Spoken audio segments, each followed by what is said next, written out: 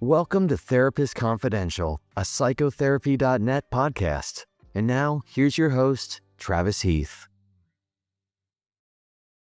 What's up, everybody? Welcome back to the Therapist Confidential podcast. I'm your host, Travis Heath. And today, man, I know I say I'm excited every episode, but I am really excited today. I'm joined by a therapist, educator, activist, minister, scholar, a colleague of mine. He's been a mentor of mine, my brother, Dr. Makungu Akinyela. He is the author of a new book that I have in my hands. I know y'all can't see it, but I have it in my hands. Testimony Therapy, Decolonizing Mental Health for Black Therapists and Clients. And quick story about this. So Makungu's publisher reached out to me and was like, hey, do you want a copy of his new book? And I was like, this is a trick question. Of course I do. So they send it to me. And then I end up having jury duty, right? And so I take this book with me and I'm like, I'll read it a little bit, until I end up sitting there for 6 hours. I read the whole thing in one sitting and it was fantastic. It was fantastic because one, it sort of gave, like I could see Makungu's work over, I don't know, the past 3 or 4 decades, like really culminating and coming together in this work, which was really cool. And then, he really in this work invites us to rethink what healing looks like. You know what I mean? And how it can be rooted in Black cultural traditions, community, liberation, rather than inherited through, Eurocentric traditions about mental health. And so it is a challenge, I think, for a lot of readers, and for others of us, it's just a relief. As I was reading this book, I felt seen, I felt understood, I felt relief. And so I already have a personal relationship with it. Makungu, welcome to the show. Would you mind telling us a little bit about yourself, your history, however else you might want, to be introduced to the people? Well, Travis, first of all, thank you so much for that kind introduction. I'm so sorry you had to spend 6 hours in a waiting room waiting to be put on a jury that never happened. I think that anytime we get a chance to be on jury duty, we need to do it, of course. But maybe the next time you'll get to do it. But I really appreciate that it allowed you to get a chance to read the book. I am at my heart an activist. I'm a person who's been involved in the liberation struggles of our peoples for actually over 50 years now. I hate to admit it, but I'm like 72 years old right now, right? Even though in my mind I'm still about 35. But I came of age in the Black Power movement. My parents were civil rights activists out of Mississippi who went west and took their family to California, where I grew up. And I was just immersed in the Black Power movement, the Black student movement, and then later the Black liberation movement, working for self-determination for our people here, but also as a Pan-Africanist. I was very active in fighting for the people of South Africa and Southern Africa. And I've continued doing that over the years, even into this age, because I don't think there are any veterans in our struggle. I think you just shift to other jobs and work to support the struggle. I'm also, as you said, I'm a therapist. I've been practicing as a therapist since the late 80s, very early 90s. I'm a part of that second generation of marriage and family therapists, right? Coming up with systemic therapy and family systems and all of that.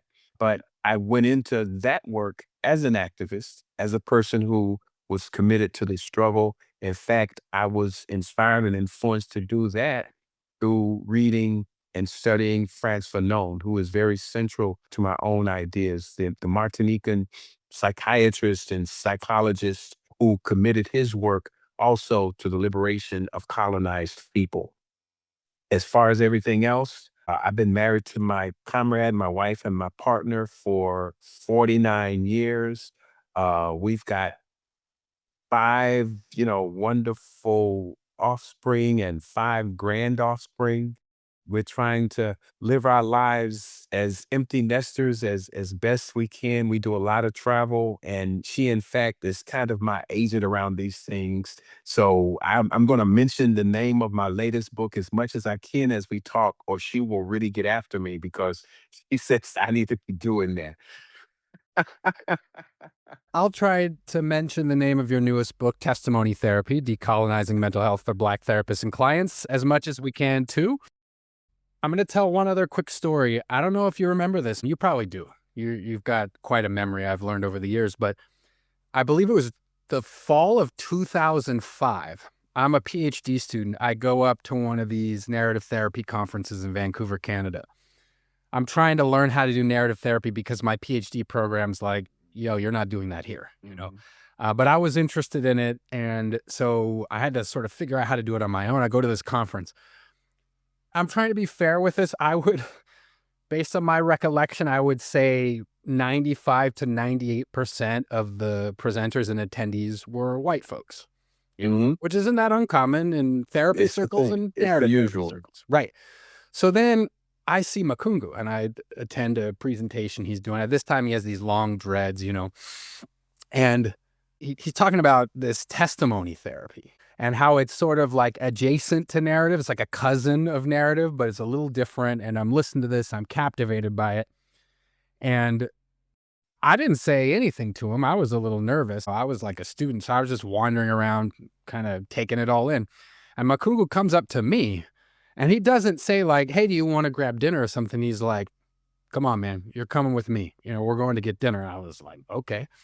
And so we eat dinner and, I was talking to him about how I don't know if I'm going to finish this PhD, man. I already had a master's degree. I could get licensed as like a marriage and family therapist. And I had to do this dissertation and I was feeling like not very supported on it by the folks in my program for various reasons. He listens to all this and I find myself opening up more and more, probably more than I even realized I was. And then I'm saying like, I don't need this. I'm going to drop out. He listens. He's kind of like, well, that's one route you could go. And then he says, but if you don't finish this and you don't become a part of what, like what having a PhD could bring, and you don't become a part of that power structure, then who's going to do it? Right? Like you're so close. Just think about who's going to do it if not you, right? We need you. And then I said, yeah, but I can't do it for all these reasons. And I started explaining to him, anyone who's tried to navigate these sort of white PhD systems, I bet understands this story. But I said, like, I don't know if I can do it. It's exhausting. I don't feel like I belong there. And then he says to me, and I still remember this line. He goes, well, listen, play the game, but never believe it. That's all he said. Invisible man. Yeah, play the game, but never believe it. And then he puts down money on the table to pay for the dinner, and that's it. And I'm like, who is this dude telling me play the game and never believe it? Now he pays and he leaves? Like, who is this guy? And I'll tell you, I kind of understood it intellectually when you said it at the time. Like, I got it, but I didn't really get it in my heart and soul. I got it at a cognitive level, but it stuck with me. And it was like, it was stalking me. I was saying, play the game, but never believe it, especially in these sort of hard moments. And this idea about like accessing power so that, I could help do something with that power for us. And I'm being dead honest when I say this. If I don't cross paths with Makungu in 2005, we don't have dinner. He doesn't say this stuff to me. I think there's a better than average chance I may have quit my PhD program. And then I'm literally not here. Like I'm not here talking to Makungu right now. You're not listening to me on this podcast. So for me, it's always been one of those seminal moments. And I share it before we get into his work, just because I want you to have a sense of the kind of human being he is. Because he didn't know me. I mean, he was way up ahead of me on the sort of pecking order, right? And he sought me out. And by the way, then I emailed him copies of my dissertation some 20 years ago. And he was like, I'll serve on your committee if you need me to serve on your committee. And so, yes, he's a great thinker. You're going to hear his wisdom. He's always been very wise. But I also want you to hear the type of human being that he is. But do you remember any of that story from 20 plus years ago now? It's like a password. The thing that makes me remember is, yes, that quote from The Invisible Man. It was the same conversation. The dean of an HBCU in the 1930s talking to a frustrated young man who's upset about white racism. And the president of the college says, look, man, play the game, but don't never believe in it. Right. Because that's something that I tell young scholars, right, that we have to see ourselves as guerrillas, as maroons behind enemy lines, right? We're not there for the institution. We're there for our people, right?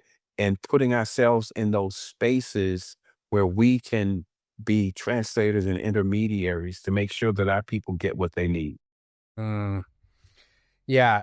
And I'll tell you what, I started to come across some of your work after that, obviously, because I listened to you speak. I was like, who's this dude?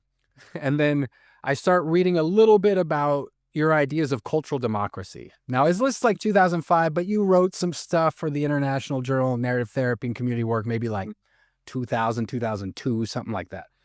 So I start coming in contact with this idea of cultural democracy. And it was beautiful in its simplicity, but it was also radical and transformative, because basically what you were saying is, how do we give folks the ability and sort of the freedom to speak on behalf of their own healing instead of kind of fitting them into these Eurocentric models of mental health? Now, you've taken that model a lot further, but that's the first piece of your work I encountered, and it was transformational. And I'm wondering where you came in contact with this idea of cultural democracy and how you brought it into mental health. My first graduate degree is a master's in family therapy, but I had a mentor who is now a great friend and colleague, Dr. Antonio Darder, who was a student of Paulo Freire. And so a lot of the work that I did with my master's program was around Freire's critical pedagogy. And what Antonio Darder introduced to critical pedagogy was this question of cultural democracy, which was developed by some other Chicano scholars and other people. And at the heart of that is a challenge to bourgeois and liberal ideas of multiculturalism, right? Which comes out of the late 19th and 20th century ideas of America as a melting pot. And that's the only thing that we have to do to solve the so-called race problem in this country is if we just understood each other better. If we could teach children that we all share so much in common, we all like our different foods, but they're foods nevertheless. We may dress differently, but if we could just learn and understand the ways we dress, if we shared our music, and life would be better.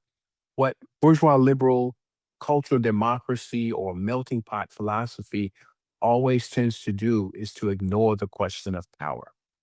That ultimately the problem, as W.E.B. Du Bois said in the early 20th century, and even continues, the problems that we face are the problems of the color line and the problems of colonialism. The fact that you've had nations of people who have imposed their economic, social, cultural will on other people, not just because they don't like the shades of their skin or they don't like the foods they eat, but because it allows them to have economic, social, cultural, and political power in the world and to accumulate that power. The solution is not just recognizing that we have multiple cultures. That's evident. The United States is evidently a multicultural country. The question is the question of power. Of course, using in terms of folks who've taken philosophy 101 or politics 101, democracy is about power. It's about the power of the people, right? It's about the power of the base population. And so if we talk about the questions of the cultures, the question is, how do we distribute power amongst those populations? So cultural democracy, and again, this is coming out of critical pedagogy, our Freire's decolonial thought of the mid to late 20th century, is that these communities, these nations, these groups of people have a voice to speak their own collective interest.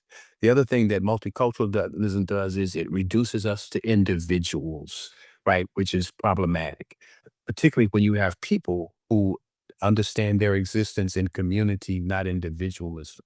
And so, what culture democracy does is it calls for us and our right to have a collective cultural community voice to determine our own destinies, our interests, what we want in terms of education, healthcare, housing, right? And our right to speak that as a collective and a community. In my book, one of the last chapters is letting a hundred flowers bloom. And I tried to operationalize culture democracy in there because even though I think I've got some great ideas about mental health, I'm not the only person. And as you said, for most of us professionals, we go to conferences and all the speakers are white, all the presenters are white, except for a few of us. And we're presenting about our special little thing. And then all the white people come so that they can learn how to work with us as if our ideas also wouldn't work with them. Whereas if I go to a white person's workshop, I'm going, okay, how can I learn from them? Right. And I want people to learn from me also. That would be cultural democracy, where they saw me as an equal whose ideas are as valuable across the board as everyone else's.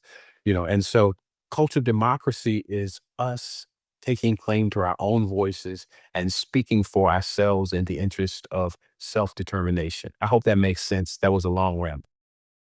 Oh, it was fantastic. And yeah, I mean, what you said about conferences, absolutely. Also, multicultural counseling courses. I remember taking this in both master's and PhD, and I thought it was well intentioned. I just knew something didn't feel right in my gut.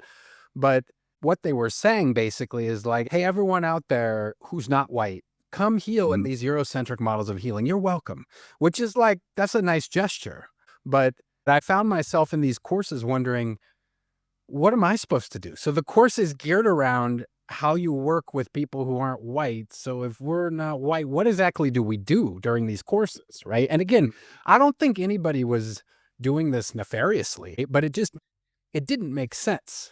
It's the way the world has been ordered. And so we all of us, whether we're European, whether we're African, whether we're Asian, Latinx, we all assume that that's the normal way of being in the world. And we assume that it's normal that we are the objects and white people are the subjects of the story, right? Because we've basically been institutionalized to believe that whiteness is the norm. And we don't even name it that. We don't name it whiteness. It's just the regular stuff. So regular therapy, and then there's ethnic therapy or ethnic approaches, right? As if Europeans are not ethnicities. Yes. I found this quote I was looking for that I thought of it immediately as you were talking about existing in the academy, you know, to be black or brown in the academy. And this quote comes from Fred Moten, and he's referencing the work of General Baker. And he says, and I quote, one of the things that's great about General Baker is he gives us the example of how it is you can live without splitting yourself in half by working for the institution that you also work against. It isn't to say it's not a contradiction, it's just a contradiction in which our ancestors have long lived. And who are we to opt out of that? And I think about that quote often because now, I mean, I'm embedded in the academy, right? Now I'm a chair of a department, which if you would ask me when you and I were having dinner in 2005, I'd be the chair of a department. Like, I didn't even know what a provost was in a university. You kidding? Be a chair of a department, right? But I think about this quote often because, how do we work sometimes for systems that we're also actively working against and the contradiction involved with that? I'm wondering if you can say now, like you said, you're 72 years old, you're still in the academy, you frequent white spaces in the therapy world and beyond. I'm wondering what you've learned about navigating that contradiction. One of the things, again, that one of the theories of cultural democracy from Antonio Dardera is that, first of all, and this is riffing off of the work of people like Du Bois, right? Du Bois's ideas of double consciousness, the idea that we colonized people, whether we're African, Asian, Latinx, Pacific Islanders, we grow up with two minds. There's the mindset of our home culture, and there's the mindset of our colonizing culture, Eurocentric ideas. And whether we like it or not, We have, as Du Bois says, these two warring souls in our heads. There's in our situation, it's our black self who loves our blackness, but then there's also this white self in us. In school, of course, we call it internalized racism, which is constantly criticizing the blackness in us. That's simply a reality that we have. But all of us have various ways of engaging that reality in the world. Some of us basically say, you know what, if you can't beat them, join them. We assimilate. We become people like Clarence Thomas or name any other assimilations that you want, who tells us that the problem is we keep on holding to trying to be black. Forget all that. Just be an American. Just blend in and they will accept you. That's one way that some of our people have engaged with it. Some of us engage with it by saying, I don't want nothing to do with white folks, don't want to do with white institutions. When I used to work in LA, in my early work, I worked a lot with gangs and whatnot. Right? It's the brother or sister who says, "Hey, I'm gonna keep it 100 wherever I go. You just got to take me as who I am. So if I'm going to a job interview, if I sag my butt out in the street, I'm gonna sag with my butt out in the interview. I'm gonna talk like I talk and be like I be, and I don't care what you say about that." Right? In other words, I'm going to stay separated from you as far as I can. That's that idea of separatism. And then the average brother and sister, most of us, the way we engage this reality is we're constantly riding two horses, right? It's the brother or sister who goes to work every day, who dresses to the nines, who speaks perfect American standard English, right? Who does their job precisely and perfectly because their mamas and their daddies told them the only way you're going to get ahead in this world is you have got to be 10 times better than any white man or woman so that you will be noticed to be as good. And they do that every day of their lives. And then they come home and they throw off all that whiteness and they sit in their blackness and they say, oh my God, I get to rest for another 8 hours till I have to go back to work. That's exhausting, like riding two horses at once. Most of our people live their lives like that. And then there are a few of us who are learning to critically engage, right? We ground ourselves, we root ourselves in our cultures, we root ourselves in understanding our cultures, and we challenge whiteness, we challenge white supremacy and colonialism when it raises its head. We insist on being respected as who we are, and we give that same respect when it's given to us. But we engage our colonial situation critically in a decolonizing way. We're consciously going about decolonizing in the world. The reality is that at any moment in history, any of our people can be engaging this problem of colonial domination in one of those four ways. Our hope of decolonizing, whether it's mental health, education, other areas, is to help our people to learn to critically engage so that they're not constantly either avoiding power like the assimilationist or the separatist, or they're not riding two horses to exhaustion like the average brother or sister, the working class, but they're critically engaging and intentionally going about the work of decolonizing and finding our own self determination. I hope that makes sense. Whew. Boy, does it make sense. That was a word right there. And it makes sense to me, not just intellectually or cognitively. I mean, I could feel what you were saying in my heart and soul. So it's kind of a different kind of sense. Mhm. And you started talking about decolonialism, and this idea of decolonizing. I mean, I feel like it was a weird thing, man, because George Floyd was murdered, and it sort of felt like for a moment there, people thought racism had just started under Donald Trump or something, and it was a weird time. And I remember thinking, as it was happening, something doesn't feel right to me about this. I don't quite know what it is, but everybody was an anti-racist. But like, I Mhm. remember, some of my colleagues at the institution would be proclaiming they were an anti-racist. And then and I said this respectfully. I said, okay, I hear you saying you're an anti-racist. Can you help me understand the anti-racist practices that you're engaged with? Mhm. And they would sit and think. And then they'd basically go, well, I'm an anti-racist. And so I started seeing this dynamic where this language was being taken up, anti-racism, decolonization, and it looks good on the surface. But there's not substance underneath it. And when we start engaging with people around what the practice actually is, there isn't one. And I'm wondering, one, when you've seen this, how do you engage with such a thing? And do you get that same sort of heart palpitation when you start seeing this language being taken up that doesn't seem to be substantive in terms of how folks are living their lives? Absolutely. I begin the book Testimony Therapy by focusing on just that question is that I know now I started using the ideas and the terms decolonizing mental health and decolonizing our lives, as you said, back at the turn of the century. So I've been writing about this for a long time. And I know it's become popular in our field and other fields over the years. One of the things that I caution against in the introduction of the book is against just simply reducing the idea of decolonization to a metaphor. For me, decolonization is a cultural, social, political, and economic reality. I'm not just using it as a metaphor.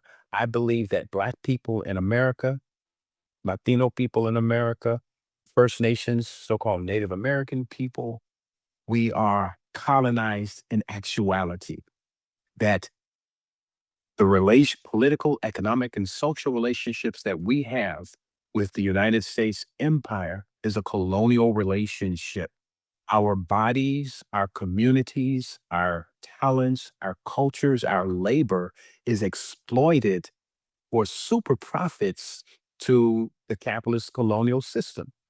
People actually get power and wealth because of our existence, right? Back 150 years ago, they extracted that wealth from enslaving our bodies on plantations.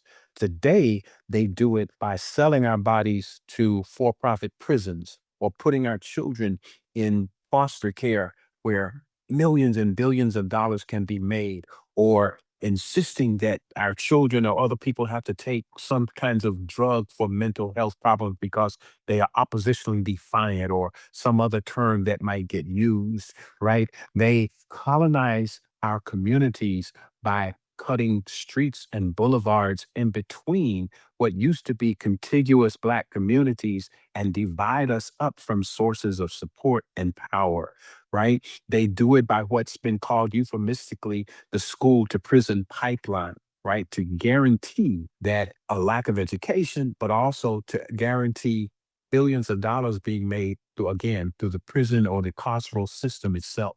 So for us, colonialism is a political, social, cultural reality. It's not a metaphor.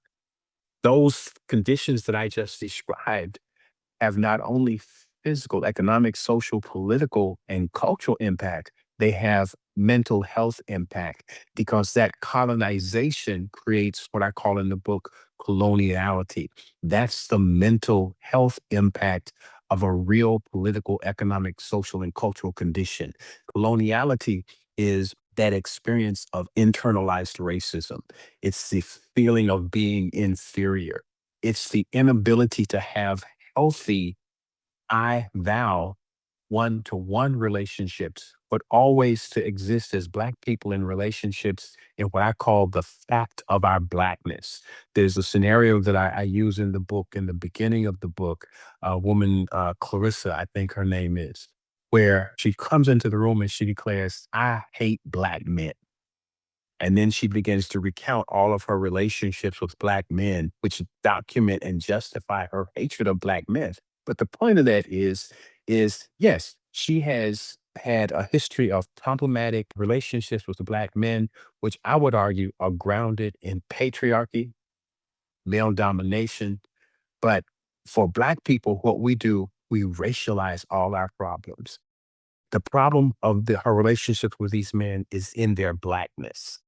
The problem that Black men have with Black women is their Blackness. And so rather than deal with Black women, I'm gonna deal with an Indian woman or I'm gonna deal with a white woman because Black women don't know how to handle you. So we racialize our economic, our gender, our cultural, our social problems, that's all an aspect of coloniality, where we're not allowed to have normal, I vow, one-to-one relationships with each other.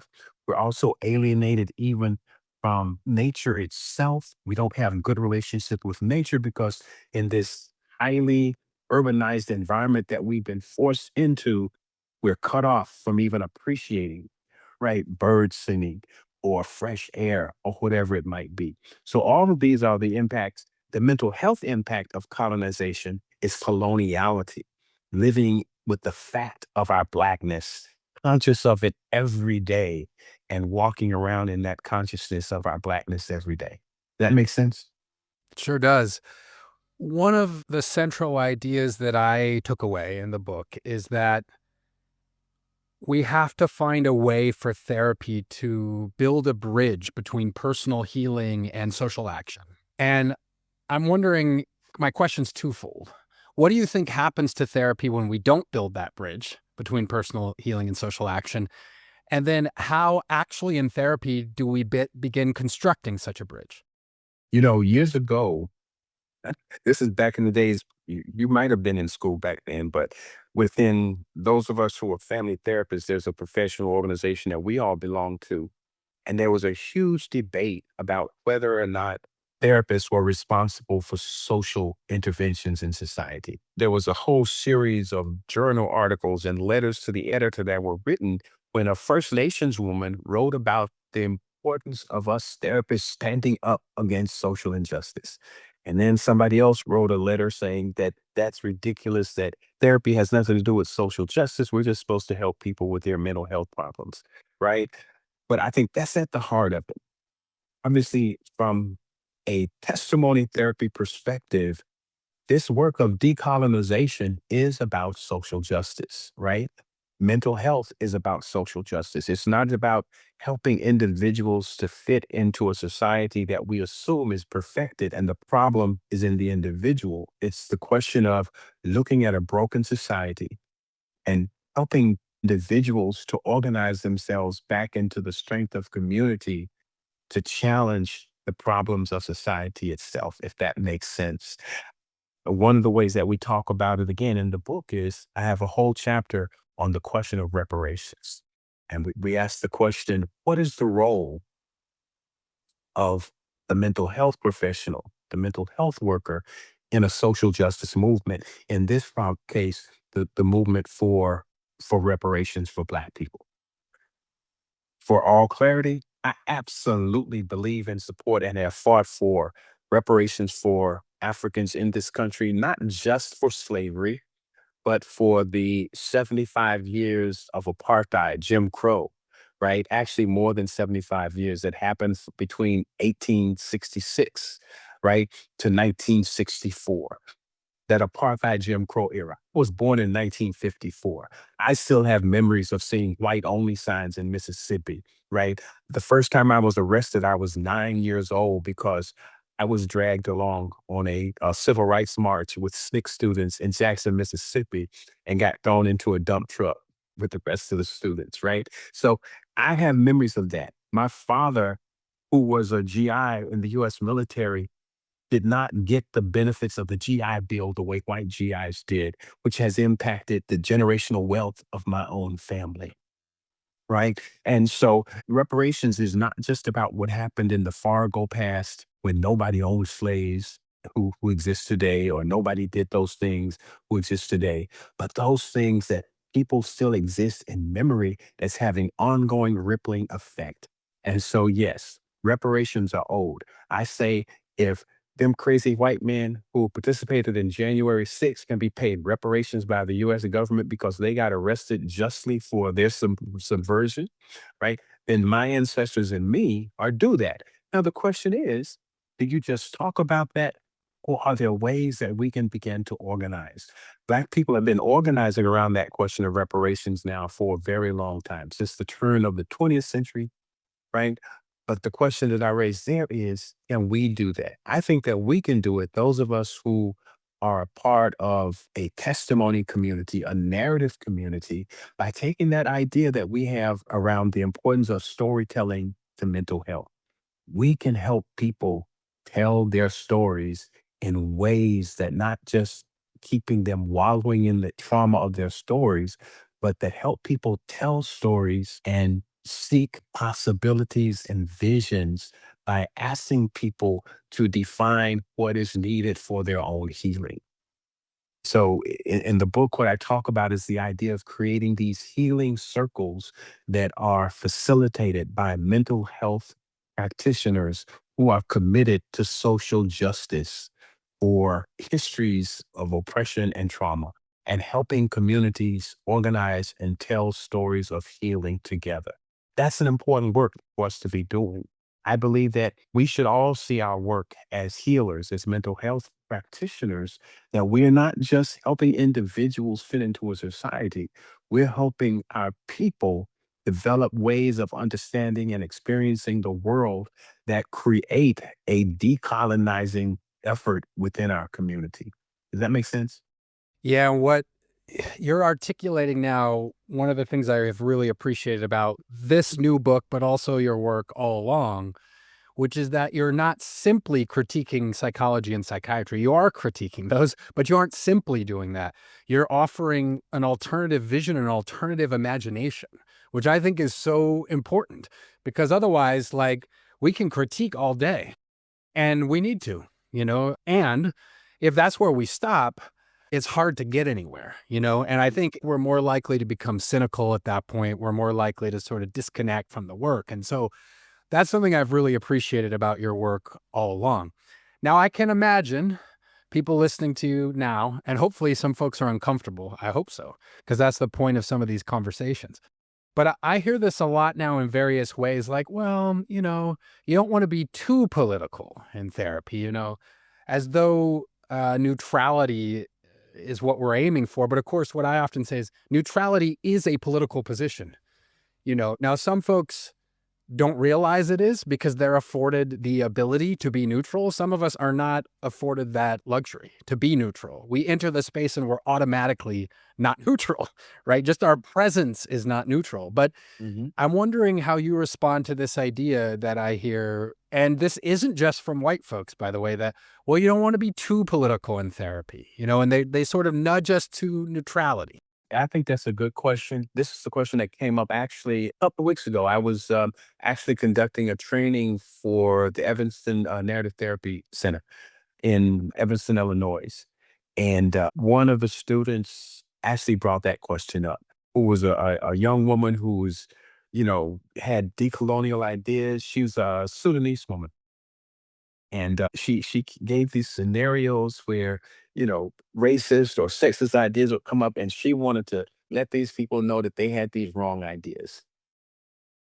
Our work as healers requires skill. So this is not just about having a lot of random political thoughts. There are skills that we use. It is not our work, and this is what I told that young woman, to impose our politics on the people who come to us for help. But our politics, our social awareness should inform how we do the work and how we understand the work. That our politics and our social and cultural awareness, for instance, for me, it informs me when that woman comes to me and tells me I hate black men. It informs me about Du Bois's double consciousness ideas. I'm informed by Frantz Fanon's ideas of the zone of non-being and what that means.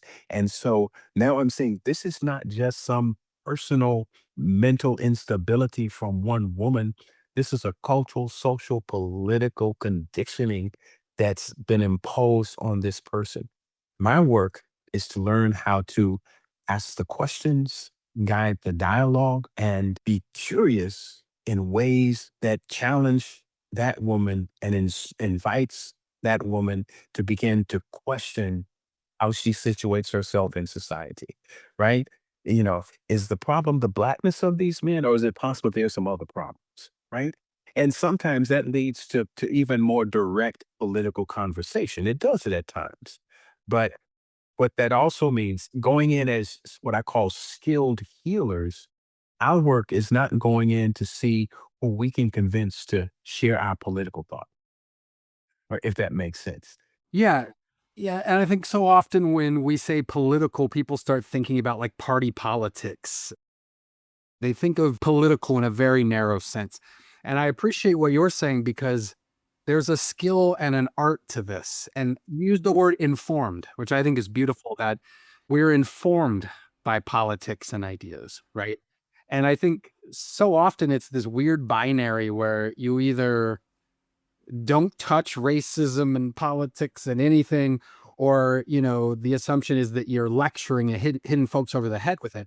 And I don't think it's, when it's done skillfully, I don't think it's either. I think it's exactly what you were just talking about. And If we know how to listen, we're gonna, particularly I know with the black folk who I work with, some kind of political, cultural issue is gonna come up in every conversation, right? It may not come out in smooth political rhetoric or political talk, but it's gonna come up like I hate black men, or it's gonna come up like I'm tired of these white folks on my job messing with me.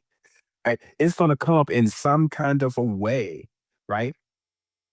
In our traditional Western training, when we hear things like that, what we start looking for is what's wrong inside their brain that they can't accept society. Right? What's wrong with their brain that they don't know how to fit in or feel comfortable, as opposed to, wow, what's wrong with their social environment that's really creating this pain for this person, which is also a part of the community and collective pain that so many other Black people feel. How can I help this person strengthen themselves so they can join the community effort to resist white supremacy? Now, we may not have a conversation like that, but I'm being informed by a different way of understanding what is being presented to me than that traditional Western thing that if you're coming to my room for therapy, then there must be a lesion in your brain or a problem in your thinking or your cognition or your behavior, right? That has to be fixed so you can fit into a normal society. now, when folks read the book, again, the book's Testimony Therapy, Decolonizing Mental Health for Black Therapists and Clients, when people read the book, they'll get even more of a sense of this. But I'm wondering if you can start to explain how you help develop testimony therapy. Now, I remember watching a video, it must be 20 plus years old, of you working with couples. I used to use it in my classes when I taught counseling theories and so forth. So I have some idea of where it came from, but I want folks to get an understanding of why you developed it, and also maybe how it's a cousin of narrative therapy, but it isn't narrative therapy itself. Exactly. As I said, my early development is grounded in critical pedagogy, Paulo Freire, Franz Fanon, and those decolonial ideas. That's the work that I did for my PhD. I developed and wrote a program called Ujamaa Family Circles, utilizing those critical pedagogy and decolonizing ideas to work with parents who were under threat to have their children taken away from them by the state. At the heart of that for me was the idea of dialogue intended to invite people in community and engaging people in community conversations to construct their own ideas and solutions rather than having ideas imposed on them about what it meant to be a good parent, right? So that's the PhD work that I did. That was at the heart of developing my own approaches to therapy. Around the time that I was finishing up, that's when I actually was introduced to narrative therapy by accident through Stephen Madigan from Toronto, Canada at that time. And he introduced me to one of his conferences, one of the conferences where I met you. And at that conference, I met some other very important people, some folks from New Zealand, Kiwi Tamasese, Charles Waldegrave, and we hit it on really great. They received me in and we dialogued about some of my ideas. And then they invited me to Australia to present at the International Narrative Therapy and Community Work Conference. I went there. I met Michael White. I met Cheryl White and David Dembro. Had a great dialogue. And I'm saying, oh, there's some interesting things these people are talking about. We agree about the importance of dialogue. We agree on, storytelling. These ideas are good. And then about a year later, I got a call from those folk who asked me to help to organize what was the first narrative therapy conference in the United States, which we held here at Spelman College in Atlanta in 2001. And actually 2002, because it was right after 9/11. And through all those dialogues, I saw the things that I agreed on that was similar. And I particularly agree with this idea of story. At the heart of that, the question that I asked though is, and it's a critique of narrative, but not a criticism, if you get the difference, right? And I asked them, okay, how do Black people tell stories? And I believe one of the things that I talk about in the book is that all therapeutic theories are grounded in metaphor or analogy, right? Narrative therapy, which believes that people constitute their lives through the stories they tell about themselves. The guiding metaphor is the idea of literacy, the written story, right? We use all kinds of metaphors in narrative, turning over a new leaf, reauthoring our lives. Michael White used to argue in his first book that the therapist was like the reader. The person who comes to therapy is like the text that's being read. All those metaphors, and they're great, right? But the question is, for instance, how do Black folk tell stories? Our stories are not textual stories. Why? Because our culture is not rooted in literacy. That doesn't mean that we don't read.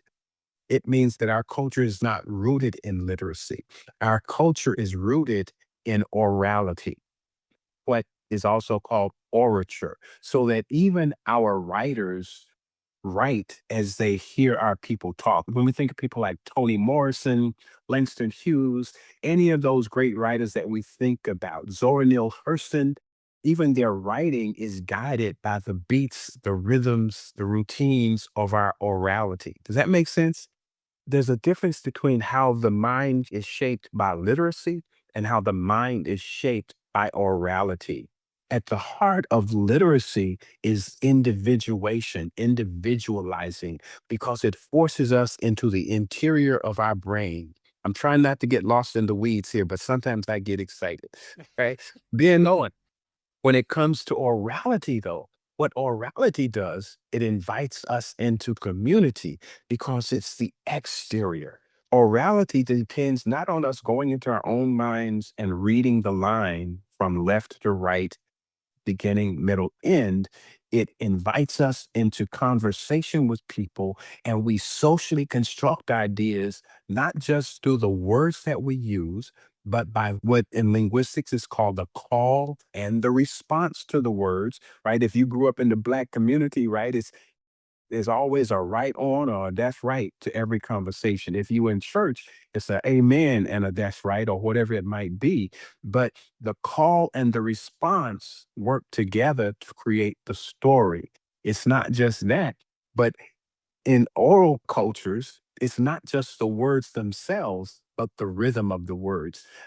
Ave, African American Vernacular English or Ebonics, is a tonal language, right? So one of our words can mean five or six different things. Word. Right? And so it's the tone that we use that also says it. But it's not just in the tone and the words, it's also, for instance, in our body structure, our body posture, right? Whether if a Black woman is talking to you and she puts her hands on her hip, it might mean a couple of different things, right? You know, if a brother is talking to you and he puts bass in his bass, but he steps forward two or three steps and he's stepping up to you, right? There's something in that. All of that is a part of our language and a part of our storytelling. And people who are immersed in the culture, when the story is being told in that language, understand that language because they're listening not just for the words, but they're seeing the whole of the oral message. So I talk about the importance of the rhythm and the beat of a conversation. Those things may seem insignificant to people who value literature or literacy, but in the context of our own culture, it's an important thing to understand about how our stories get told. So if we're using a therapeutic mode that's grounded in storytelling to help the people who come to us for therapy feel safe and comfortable in telling their stories, we have to create an environment which is familiar and safe for them to tell their stories in the way that they need to tell them and understand them. So that's the question that I asked about narrative therapy. So again, testimony therapy is, yes, a storytelling therapy that agrees with narrative that people constitute their lives with the stories that they tell about themselves. They understand their lives through the stories that they tell, but it asks the questions then, how do we listen to the story and what does story look like, right? Also, what does healing even look like? Our people have traditions of healing which move beyond Western ideas of healing, right? And those of us who are engaging ourselves in decolonizing healing, we learn to include those ways into the practices that we have, which becomes a part of testimony therapy, right? Seeing healing is about more than just the dialogue, but it's about the rituals that we create in the therapeutic room. I hope that makes sense. Makes a ton of sense. And I'll tell you, like, it's remarkable to me how if we're not careful in our fields, the collective helping fields, we start to believe that healing's only taken place the last century or so since psychology and psychiatry are around, which of course was preposterous. I mean, whatever words you want to use, you could say trauma. Well, maybe we didn't always call it trauma, but some form of that kind of suffering always existed. And our people have always been working with that in one way or another, right? And so we have so much to learn, I think, from our ancestors in that regard. Now, I do want to mention, I'm here to talk about, I don't want to get your wife mad at me. I'm here to talk Oh about yeah. a new book on testimony therapy, but I want to, before we wrap up, there's another book, and I've read this one as well. The title's Culture, Politics, Spirituality, and Practice, a book of resistance and critical theory for disturbing times. I do want to ask you a quick question about that before we get out of here. So, I mean, it's a great book all the way around, but the part that really captures me about that is the last part, for disturbing times. And I think this is one of the things, like, with students that I've been working with, at San Diego State and beyond. And at San Diego State, 90% of our students are Black and brown students, right? 90% of our faculty are Sounds Black. like Georgia State. Yeah. Yeah. So this idea of the students will often look at me and go, yeah, but this is all great, decolonization, whatever, the cultural democracy. But how do you do that work at this particular moment, in these times, right? Where literally we have neighbors that are being kidnapped, right? And taken back across the border. I mean, depending on where you are in the country, it might look a little bit different, but these are disturbing times. So before we get out of here, I'm wondering if you can talk some maybe about that book, but also how we do the work during these particular times. Absolutely. That book was encouraged. I really appreciate my friends from Australia, from the Dulwich Center, right, which is the home base for narrative therapy. I say, Michael White developed the Dulwich Center. And for about 6 months, I led some of the people from the Dulwich Center in a study of Frantz Fanon. They wanted to learn more about Fanon and Fanon's thought because they knew that Fanon, for me, is at the center of my own work. And so I led a study. We went through all of Fanon's book, Black Skin, White Mask, The Wretched of the Earth, The Dying Colonialism, and then we even went through some of Fanon's clinical notes and things like that to really understand Frantz Fanon. We ended that trip by taking a group to Martinique, Fanon's home. And we went to Martinique in search of Frantz Fanon. And we had a whole lot of other great conversations and dialogues while we were there in Martinique searching for Fanon. And out of that conversation, David Denbrough, well, actually, it was Cheryl White, who always has lots of great ideas, says, you need to have a book about your ideas. And I said, yeah, that sounds good. And, my wife has been pressing me for the same thing for years. But then David kept pushing it. And I think the next morning after that conversation, David, he had written a list of a whole series of essays and articles, even some obscure things that I'd written, just these different titles. And he kind of organized them in some themes. And he says, it could look like this. I said, wow, okay. And I said, oh, well, maybe this is possible. And then we began to do some recorded conversations between myself and David around some subjects. And we did that even after we left Martinique, which kind of hit themes in between. So to update. So what this particular book is is a collection of my essays, articles, and political ideas, mental health ideas, actually over about a 25-year period, with dialogues in between myself and David Denborough speaking to the immediate time. While we were there, for instance, the Battle of Mobile happened, right? Folks who are in the know that the Battle of Mobile is a new holiday that we Black people celebrate, right? August the 5th, right? It's the day that Black people working on a tour boat, a river boat in Mobile, Alabama, decided they wasn't going to take no more shit, right? And that has become embedded in the cultural mind of the Black community. We had conversations about things like that. But in the book, what we talk about is everything from the importance of ancestors to our culture, how that relates to mental health, from a keynote that I shared at the first narrative therapy conference here in the United States. We talk about the question of education and fugitive pedagogies, and how Black people engage in fugitive pedagogies to make sure that we survive. We talk about the question of spirituality and spiritual practice. My personal faith, I'm an African centered Christian from the tradition of African Methodism, which I was raised in, right? And how we can utilize faith for revolutionary practice. And all of that through these dialogues with myself and David Denborough are shaped through the lens of a rising fascism of the Trump administration, right? That kind of rising fascism that we're experiencing, which are the disturbing times, right? For me, the overarching lesson is that our ancestors before us have endured times as bad. I won't even say worse anymore because these are really bad times, right? Have endured times as bad.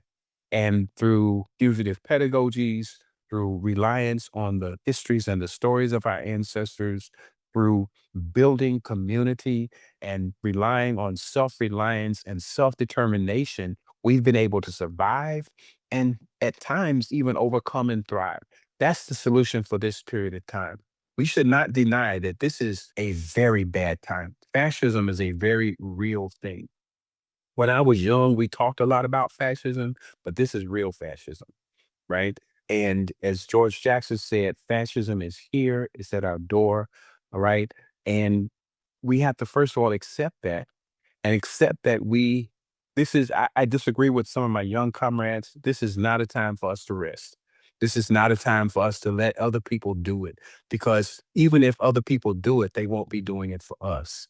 And this fascism is threatening us at this moment. These are the disturbing times for us. We have to continue the legacy of resistance, right? By any means necessary, right? Building institutions, building community, solutions to our problems, not depending on someone else. And I think that sometimes we get lost in just this is in mental health. We depend on the ideas that white people have brought us to survive. We have to depend on our own ideas, welcome any other help or support that comes, but not depend on it. And we have to build from within our own community. That's the solution. I think that's at kind of the heart of the book for these disturbing times. I can't thank you enough, Makungu, for coming on. I've been like furiously scribbling notes here. I mean, I do that some to ask follow-up questions, but also I'm just learning a ton, and you're giving me a ton to think about, as you always do. So it's been a real honor. Thanks for coming on, brother. And I hope that we can connect again soon. Hopefully we can have you do some more work for psychotherapy.net. We can have you come on the podcast again. I mean, I just hope more and more people get to hear your voice and wisdom. I would love it. And again, Travis, it's really good to see you after so many years. It's good to see, you're starting to catch up with me with a little gray and everything, right? And the good thing, you still got your locks. My vanity kicked in, and I didn't want to deal with the balding spots and things. And so I had to get rid of mine. But it's good to see you and your success and the work that you're doing. Well, I appreciate that, and I'll keep my locks as long as I can. There you go. Take care of yourself, would you? Thank you, brother. Good to see you. Talk to you again soon.